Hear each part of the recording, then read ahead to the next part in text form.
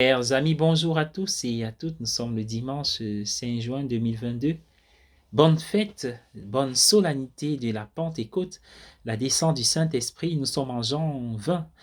C'est le temps consacré à la halte spirituelle pour la journée. Le Saint-Esprit que nous avons reçu au baptême souffle sur l'Église et nous commémorons cet événement de la naissance, du départ de la mission avec l'Esprit qui en est le protagoniste principal, le deuxième paraclet. Sans l'Esprit Saint, disait Ignace de Laodicée, métropolite orthodoxe, lors d'une assemblée œcuménique, Dieu est lointain, le Christ n'est qu'une figure historique sans l'Esprit Saint, l'Évangile est une lettre morte, l'Église n'est qu'une organisation, l'autorité est une domination, la mission est une propagande, la liturgie n'est qu'une nostalgie, et le travail des chrétiens est un travail d'esclaves. Mais avec l'Esprit Saint, le Christ est ressuscité et présent, l'Évangile est une force vitale, l'Église est une communion dans la vie de la Trinité. L'autorité est un service qui libère les gens. La mission est la Pentecôte. La liturgie est mémoire et anticipation. Et le travail des chrétiens est divinisé. L'Esprit Saint est l'âme de l'Église. La fête de la Pentecôte est une invitation annuelle à l'Église à se regarder en elle-même et à découvrir son âme. Elle est tentée, comme nous tous, de continuer à regarder ailleurs. Dans un sens, il est plus naturel d'oublier sa vie intérieure et de se consacrer à son travail.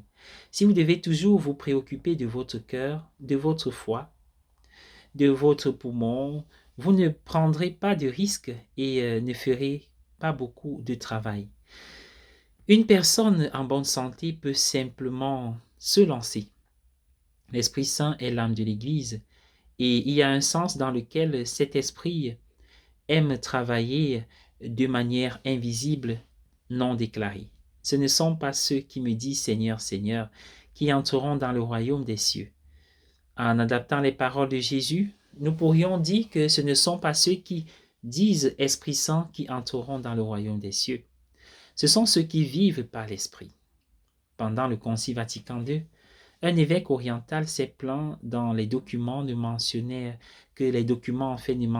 guère l'Esprit Saint. Mais quelque chose nous dit que parler de l'Esprit n'est pas la même chose que vivre par l'Esprit. Cependant, nous devons prêter attention à ce lieu intérieur pour voir par quel esprit nous sommes conduits. Si vous ne faisiez jamais attention à votre santé, vous chercheriez des ennuis. La fête d'aujourd'hui est un rappel. Mais il est évident qu'il y a beaucoup plus que cela.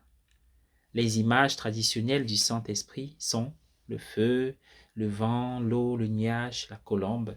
Pourquoi des images aussi étranges? Toutes, à l'exception de la colombe, ont des limites déterminées, voire inexistantes. Elles nous rappellent que nous ne devons pas oser limiter l'activité de l'esprit à quelques éléments que nous pouvons comprendre.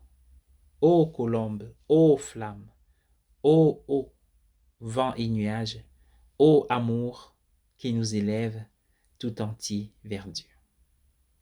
Bonne fête de la Pentecôte, soyez bénis dans l'Esprit Saint et sa joie.